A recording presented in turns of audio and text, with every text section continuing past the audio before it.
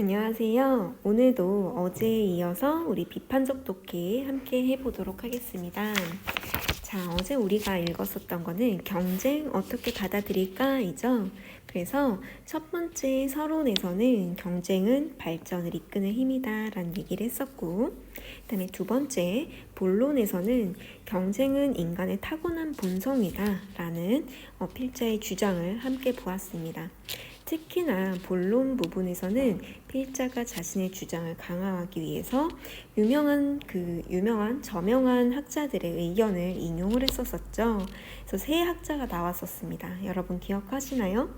역사학자 요한 하위징하라는 이 사람이 나왔었고, 그 다음에 두 번째는 영국의 철학자 토마스 홉스, 그 다음에 세 번째는 경제학자 애덤 스미스의 의견을 들어서 결국 그 경제가 인간의 본능이다, 타고난 본성이다 라는 얘기를 이렇게 해줬습니다. 자, 그러면 이번에는 마지막 결론 부분에서 경쟁에 대해서 또 이 필자가 어떻게 얘기를 하고 있는지 함께 보도록 할게요. 자, 세 번째 결론의 제목은 경쟁은 함께 추구하는 것이다 라는 얘기를 하네요. 근데 제목만 봐서는 좀 모순되는 제목이 아닌가 싶어요. 경쟁이라고 하면은 서로 다른 입장이 그 이익을 위해서 갈등하는 것을 경쟁이라고 하고, 함께 추구한다라는 것은 어떻게 보면 협력적인 거잖아요. 그래서 경쟁은 함께 추구하는 것이다 라는 이 명제 자체가 굉장히 모순적이다라는 생각이 드는데, 과연 무슨 얘기를 할지 한번 같이 읽어보도록 합시다. 그럼에도 불구하고 경쟁 그 자체를 부정하거나 경쟁 논리라면 무조건 반대하는 사람이 있습니다. 선생님도 어제 계속 반대를 했었죠. 자, 이들은 경쟁이 서로를 적대시하게 만들어 인간관계를 해친다고 비판합니다. 맞아요. 선생님 진짜 이렇게 생각해요. 선생님은 이 의견에 되게 동의합니다. 학교에서도 보면은 성적 때문에 얼마나 많은 친구들이 상처를 받습니까? 서로 경쟁하기 위해서, 이기기 위해서, 1등을 하기 위해서, 그 1등급을 받기 위해서 서로 경쟁해야 되고 서로를 적대시해야 되는 그 상황 자체가 참 사람 간의 인간관계를 해친다라고 생각이 듭니다. 동감이 되어요. 자, 계속 한번 읽어볼까요? 효율성과 적자 생존의 법칙을 앞세운 경쟁 논리는 경쟁에서 탈락한 사람들을 도외시한 채 결국 강자의 이익만을 대변한다는 것입니다. 그러나 이는 경쟁에 대한 오해입니다. 이 필자는 이것은 경쟁에 대한 오해다 라고 하면서 지금 우리 앞에서 얘기했었던 경쟁의 순기능에 대해 더 보완하려고 하는 것 같습니다. 경쟁에는 이미 협력의 뜻이 담겨 있습니다. 이게 무슨 말이지? 협력의 뜻이 담겨 있대요. 그러면 좀 더 의견을 읽어봐야 될 것 같아요. 자, 진정한 의미에서 공정한 경쟁을 하기 위해서라도 협력은 필수입니다. 공정한 경쟁을 하기 위해서라도 협력은 필수적이다. 그러니까 여기서는 그 공정한 경쟁을 하기 위한 전제 조건을 뭐라고 본 거예요? 바로 협력이다. 공정한 경쟁을 하기 위한 전제 조건이 협력이다 라고 본 거죠. 경쟁은 경쟁자를 부정하고 배제하는 것이 아니라 서로를 인정하고 그 바탕에서 각자의 의욕과 노력을 한층 더 이끌어내는 긍정적 상호작용이라 할 수 있습니다. 그러니까 여기서 말하는 이 필자는 경쟁이라는 것 자체가 어떤 경쟁자를 단순히 부정하고 배제하는 것이 아니라 서로 인정하고 서로 함께 협력함으로써 더 긍정적인 시너지를 내는 것이 바로 경쟁이고 협력이다라고 본 거잖아요. 그래서 여기를 정리해보면 공정한 경쟁의 전제 조건이 바로 뭐다? 협력이다 라는 주장을 알 수가 있습니다. 그래서 이 필자가 앞에서 제목을 경쟁은 함께 추구하는 것이라고 얘기를 했었나 봐요. 자, 뭐라고? 공정한 경쟁의 전제 조건이 협력이다. 자, 여기서는 필자가 자신의 주장을 강화하기 위해서 어떤 전략을 사용했나요? 보면은 자신의 의견에 반대하는 사람들의 주장을 거론을 했죠. 이들은 경쟁이 서로 적대시하게 만들어 인간관계를 해친다라고 비판한다. 이게 경쟁을 반대하는 사람들의 첫 번째 주장이고, 두 번째 같은 경우는 강자의 이익만을 대변한다라는 거. 이 경쟁을 중시하는 논리가 결국 강자의 이익만 대변한다라는 거예요. 그래서 이러한 의견에 대해서 이 필자는 다시 한 번 더 반대의 입장을 표현하고 있습니다. 이는 경쟁에 대한 오해다라고 얘기를 하면서 자신의 주장을 더 강화하고 있어요. 자, 그러면 이제 마지막 단락 계속 쭉 볼게요. 요즘 사회를 가리켜 유독 경쟁사회라 부르며 승자와 패자를 가혹하게 가르는 양육강식의 비정함을 비난하는 사람들이 있습니다. 그러니까 이 앞에 있는 사람들, 이런 주장을 했었던 사람들이 아마 그렇게 생각을 하겠죠. 양육강식의 비정함. 자, 하지만 잘 생각해보면 동서고금을 막론하고 인간 사이가 경쟁 사이가 아니었던 적은 찾아보기가 어렵습니다. 인류는 처음부터 지금껏 각자의 이익을 위해 항상 경쟁해 왔습니다. 그 과정에서 운동 경기에서처럼 공정한 경쟁 조건과 규칙을 함께 발전시켜 왔습니다. 바로 여기서 이 필자는 이 공정한 경쟁 조건과 규칙이 결국엔 지속적인 경쟁을 가능하게 하는 조건이다. 경쟁이 단순히 경쟁으로만 있는 것이 아니라 이 경쟁 조건과 규칙을 사회적으로 합의해 왔다라고 얘기를 하고 있어요. 경쟁 상대가 승복할 수 없는 부정하거나 불공정한 경쟁으로는 지속적인 경쟁이 불가능함을 알고 있기 때문입니다. 우리 사회에서 경쟁은 앞으로 계속될 것입니다. 따라서 자 이제 정리해주고 있네요. 앞으로의 과제는 경쟁할 것인가 말 것인가를 선택하는 일이 아니라 뭐예요? 공정한 경쟁을 추구하기 위한 방식에 대한 고민을 함께 하는 것입니다. 그러니까 경쟁은 선택이 아니라 필수고 이제는 무엇에 대해서 논의해야 된다? 공정한 경쟁을 추구하기 위한 이 방식에 대해서 함께 논의할 때다라고 하면서 글을 마치고 있습니다. 자, 결론 부분 정리하면 어떻게 정리할 수 있을까요? 진정한 경쟁의 의미와 공정한 경쟁의 필요성, 이렇게 정리를 한번 해보시면 되겠네요. 진정한 경쟁의 의미와 공정한 경쟁의 필요성. 그래서 여기서는 이제 공정한 경쟁의 추구 방법에 대해 고민이 필요하다라고 필자가 한 번 더 주장하면서 글을 마치고 있습니다. 자, 그렇다면 한번 생각을 해봅시다. 우리가 비판적 독해이니까요.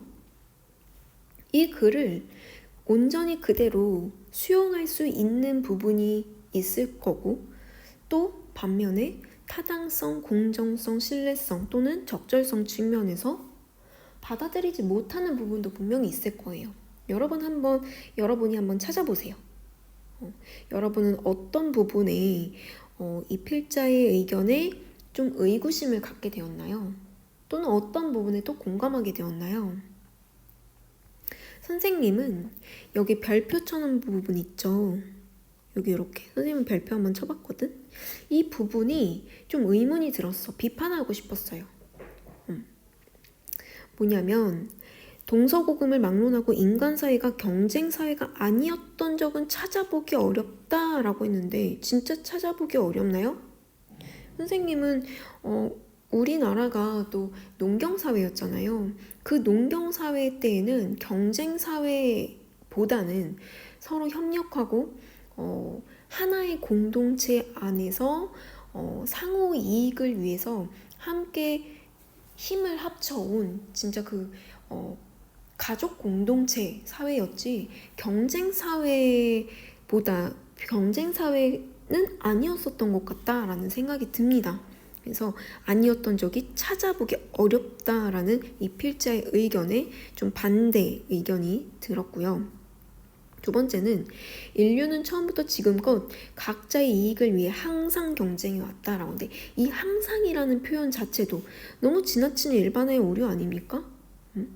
정말 항상 경쟁해 온 거예요? 그렇지 않은 경우도 정말 많은데 너무 경쟁적인 입장에서만 진술을 한 것이 아닐까? 즉 공정성 측면에서 너무 한쪽으로 치우쳐진 것은 아닐까 하는 생각이 들었어요. 그 다음에 또 하나, 그 과정에서 운동경기에서처럼 공정한 경쟁 조건과 규칙을 함께 발전시켜 왔다라고 하는데, 그렇다면 이 공정한 경쟁 조건과 규칙은 사실 운동 경기에서나 만들어졌었지, 실제 사회에서 보면 공정하지 않은 경쟁도 정말 많고 그 규칙이 지켜지지 않는 경우도 많단 말이죠. 솔직히 학교에서도 진정한 경쟁이 이루어지게 하려면은 자본에 따라서도 학생들의 성적이 달라지잖아요. 그럼 학원 가지 못하게 해야지. 학교에서 배운 것만으로 해야지. 또 모든 선생님들이 다 똑같게 해야지. 수업도. 근데 다 다르잖아요. 정말 그게 완벽하게 공정한 경쟁 조건이라는 것이 가능할까? 라는 생각도 드는 거예요. 근데 요거는 선생님 생각. 또 여러분은 다르게 생각할 수가 있겠죠. 그다음에 양육강식의 비정함을 비난하는데 이 사회 자체는 경쟁 사회다라고 얘기를 하잖아요. 근데 사실 그래서 어쩔 수 없다. 이 필자는 경쟁이라는 것이 인간의 본능이고 경쟁은 인간의 타고난 본성이다. 경쟁은 발전을 이끄는 원동력이다. 라고 해서 경쟁에 대해서 합리화하고 있는데 선생님은 그런 생각도 듭니다. 쌤이 며칠 전에 집에 가다가 요즘에 그 집에 갈 때 까마귀들이 엄청 많이 보여요. 근데 까마귀들 진짜 수십 마리가 나무에 앉아갖고 막 깍깍대고 있는 거야. 근데 보니까는 그 바닥에 비둘기 한 마리가 거의 죽어가는 비둘기가 이렇게 앉아 있는 거예요. 그러니까 그 비둘기가 이제 이렇게 있으니까 얘가 죽을 때까지 기다렸다가 쪼아먹으려고 이 나무에 앉아있던 그 까마귀들이 엄청 많이 진짜 구름대처럼 이렇게 몰려와 있더라고요. 그러면서 이 비둘기가 힘이 없어갖고 가만히 앉아있으면은 까마귀가 와가지고 얘를 탁 치고 가. 탁 치고서는 날아가고 막 죽었나 살았나 이렇게 보는 거야. 그리고 선생님도 그거 보면서 좀 이게 진짜 양육강식의 그 동물의 세계구나 이렇게 하면서 앉아갖고 이 나무 옆에 앉아갖고 이렇게 보고 있었어. 이렇게 그랬더니 선생님 주변으로 이렇게 사람들이 이렇게 몰려들더라고요. 이렇게 같이 보다가 그래서 한 20분 구경하다가 지쳐서 집에 왔어요. 근데 그거 보면서 이 인간 세계랑 진짜 다를 거 하나도 없다라는 생각이 드는 거야. 그렇지만 생각해보면 여태까지 동서고금을 막론하고 경쟁 사회가 아니었던 적이 없다라고 하더라도 우리는 지금 21세기잖아요. 그렇죠. 그리고 우리는 동물이 아니라 인간이잖아요. 적어도 이성적인 또는 이성적인 생각을 할 수 있고 또 타인에 대한 이타심을 가지고 있는 동물이 아닌 사람이잖아요. 그렇다면 이제는 경쟁보다는 협력에 대해서 또는 공동체의 합의에 대해서 생각해야 될 때가 아닐까? 라는 생각이 드는 거야. 근데 사실 선생님이 지금 이렇게 얘기하는 건요, 여러분, 이 단원 자체가 비판적 독해이기 때문에 여러분한테 이 텍스트를 그냥 수동적으로 받아들이지 말아라 하는 입장에서 계속 선생님이 반대 의견도 이렇게도 반대해보고 저렇게도 반대해보고 하는 거지. 여러분의 생각은 또 다를 수가 있습니다. 또 다른 학자들의 의견은 또 다를 수가 있죠. 그래서 이런 비판적 독해를 할 때는요, 한 가지 텍스트만 읽어보는 것이 아니라 우리 주제통합적 독서 배웠죠. 그것처럼 이 주제에 대해서 다양한 입장을 가진 또 다른 텍스트들을 여러 개를 읽어보고 자신의 생각을 정립시키는 것이 정말 중요하고 필요한 작업이다 라고 말씀을 드리고 싶어요. 자, 그러면 이거 한번 정리해 볼까요? 꼭꼭 정리 요 정도는 써줘도 될 것 같습니다, 여러분. 경쟁을 바라보는 글쓴이의 관점은 뭐였다? 자, 첫 번째 서론에선 뭐라고 얘기했었냐? 경쟁은 발전을 이끄는 원동력이다. 두 번째는 경쟁은 인간의 타고난 본성이다. 세 번째, 경쟁은 함께 추구하는 것이다. 그래서 이 글의 그 종류가 논설문이잖아요. 글쓴이는 뭐라고 주장하는 거예요? 경쟁에 대한 긍정적인 인식, 그 다음에 공정한 경쟁의 필요성에 대해서 주장한다. 자, 이렇게 하고, 자, 여러분은 이 글을 읽고 난 뒤에 경쟁에 대해서 어떤 생각이 떠올랐어요? 자, 경쟁에 대해서 여러분은 긍정적으로 생각했나요? 아니면은 부정적으로 생각했나요? 글을 읽기 전과 글을 읽은 후에 여러분의 사고는 어떻게 달라졌을까요? 선생님, 변화가 있었나요? 선생님은 사실 읽기 전에는 경쟁에 대해서 별로 좋아하질 않았어요. 근데 읽은 후에도요, 사실 경쟁에 대해서 별로 인식이 변화되지 않았어요. 근데 여러분은 어때요? 변화가 있나요? 그럼 있으면은 여기다 동그라미. 그 다음에 그 이유를 한번 같이 적어보세요. 만약에 변화가 없다면 이제는 비판적 독해를 또 들어가야겠죠. 그쵸? 자, 변화가 있다면 이렇게 생각할 수도 있을 것 같아요. 경쟁이 치열할수록 사람들은 남과 비교하게 되고 그러다 보면 불행해진다고 생각했다. 선생님도 그렇게 생각했어요. 하지만 협력을 바탕으로 공정한 경쟁은 오히려 서로를 발전시키는 원동력이 된다는 것을 깨달았다. 자, 이런 의견도 있습니다. 자, 그 다음 우리 학습활동 어제는 요 글쓴이의 주장과 근거를 이렇게 두 가지까지 정리해봤었어요. 경쟁은 발전을 이끄는 힘, 경쟁은 인간의 타고난 본성이다. 그 다음에 오늘 읽은 부분이 요거 세 번째 결말 부분이죠.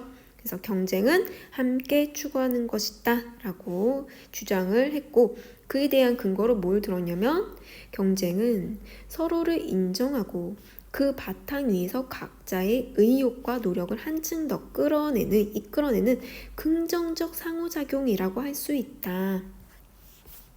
라고.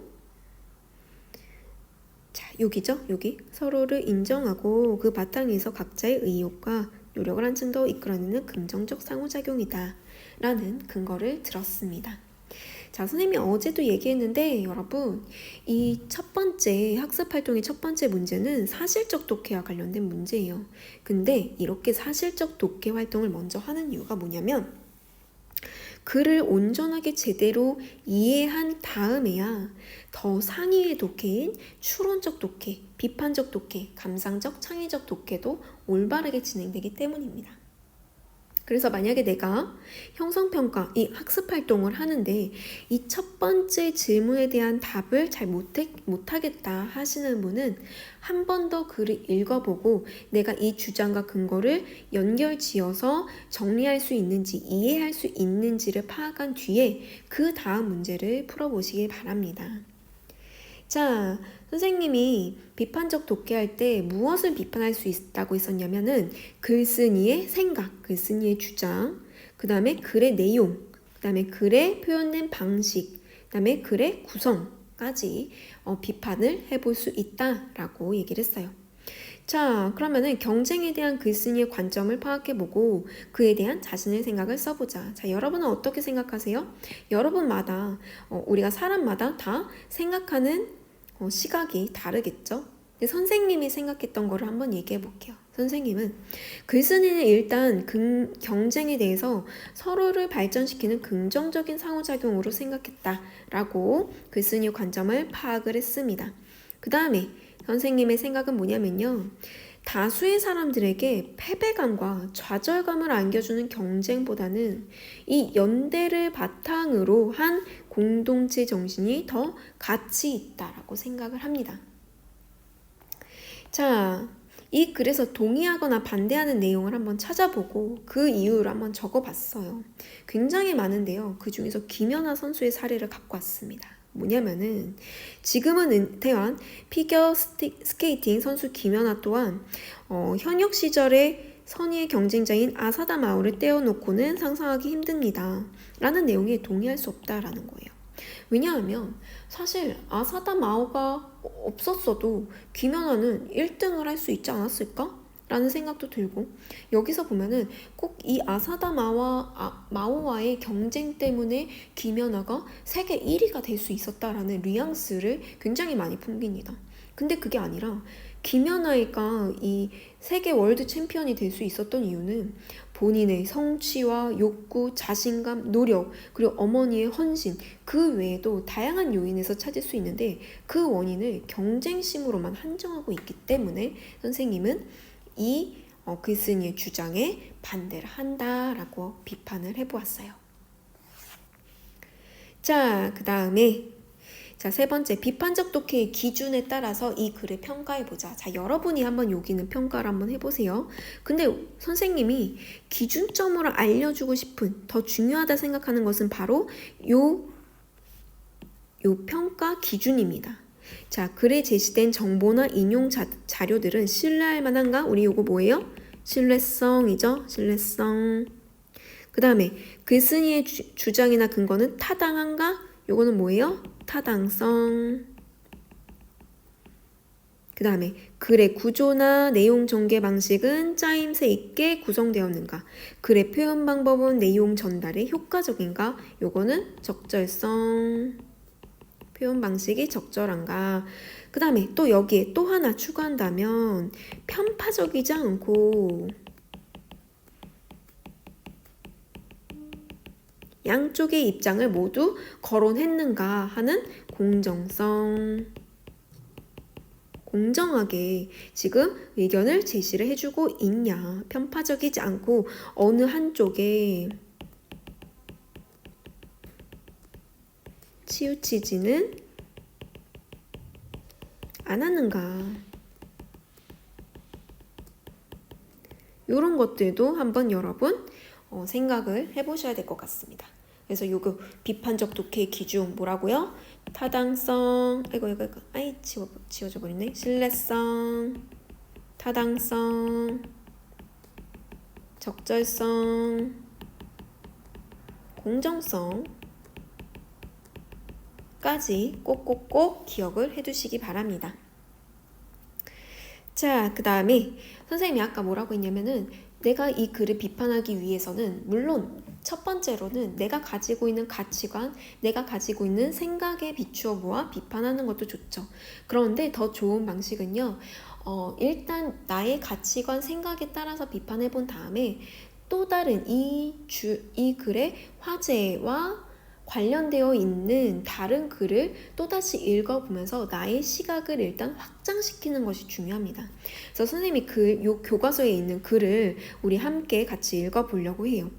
자, 다음 글을 읽고 경쟁에 대한 자신의 생각을 표현해보자. 자, 이번에는 이 글을 읽으면서 이 필자의 의견과 반대되는 주장을 펼치는 글을 읽으면서 우리의 시각을 한번 확장을 시켜보는 거예요. 자, 오늘날 현대인은 입시와 취업 등 수많은 경쟁관계 속에 놓여 있습니다. 경쟁사회에서는 경쟁만이 발전의 유일한 동력이라고 끊임없이 주입을 합니다.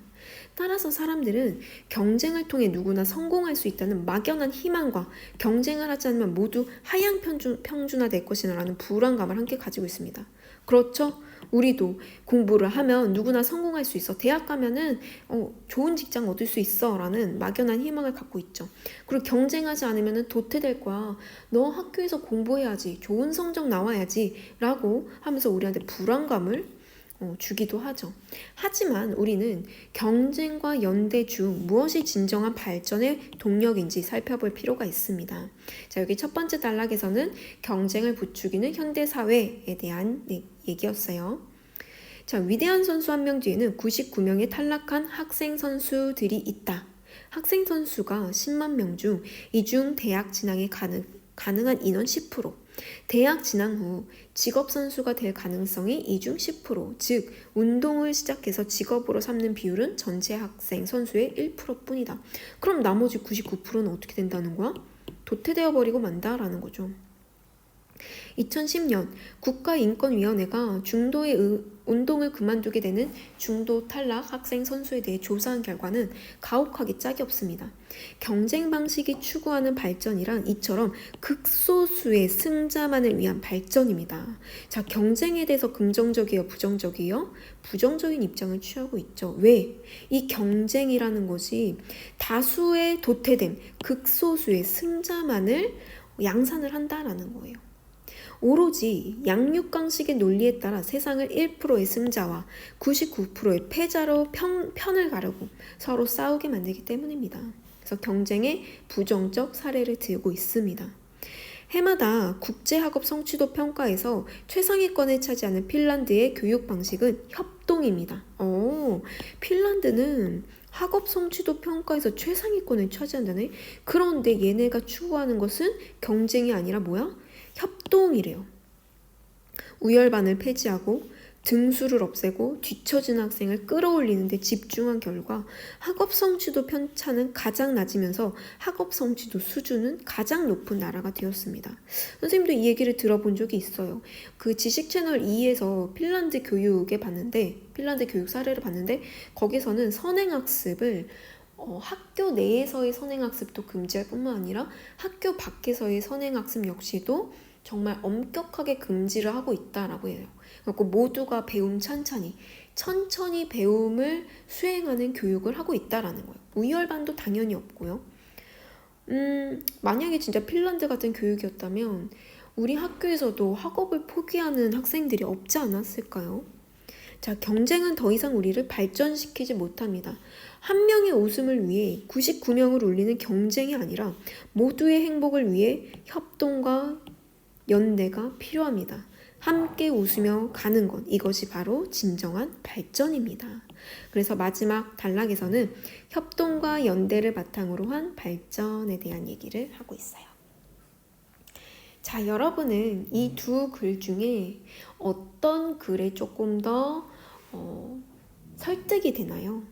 두 가지 글 다 필자의 주장이 담겨져 있고 필자의 주관적인 의견이 담고 있죠.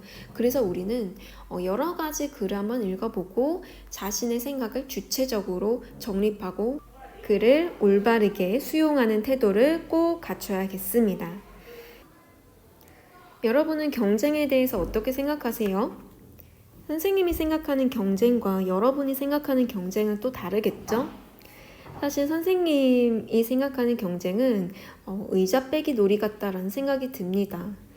왜 그 의자 빼기 놀이에서 보면은 노래가 진행될수록 의자를 하나씩 빼고 그 의자에 앉지 못한 사람은 낙오가 되는 그런 놀이잖아요. 그런데 우리 현대사회를 보면은 과학의 고도로 발달할수록 인간이 설 자리는 점점 더 줄어들고 또 내가 되게 열심히 노력한다고 해서 그 노력한 만큼 성공하고 원하는 자리에 앉을 수 있는 것도 아닌 것 같아요. 그래서 의자의 개수가 8개, 직장의 개수가 8개라면 그 8개의 자리에 앉지 못했다고 해서 너는 노력하지 않았기 때문에 경쟁에서 뒤처진 거야 라고 얘기할 수 있을까?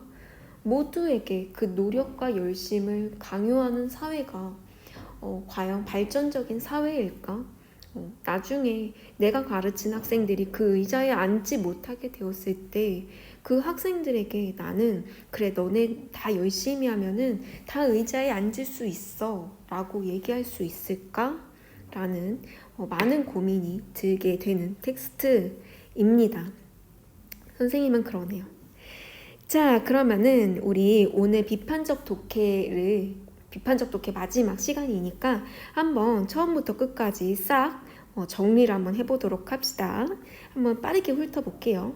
자, 새롭게 바라보는 독서, 우리 독서를 새롭게 한번 바라보면서 한번 봅시다. 자, 처음에 선생님이 여러분한테 주어졌던 학습 목표 3가지였어요. 글에 드러난 관점, 내용, 글에 쓰인 표현 방법 등을 비판하면서 읽는다.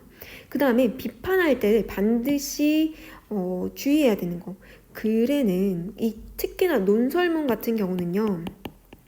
논설문에는 필자의 주관적인 의견이 들어가 있어요. 주관적 의견이 들어가 있단 말이야.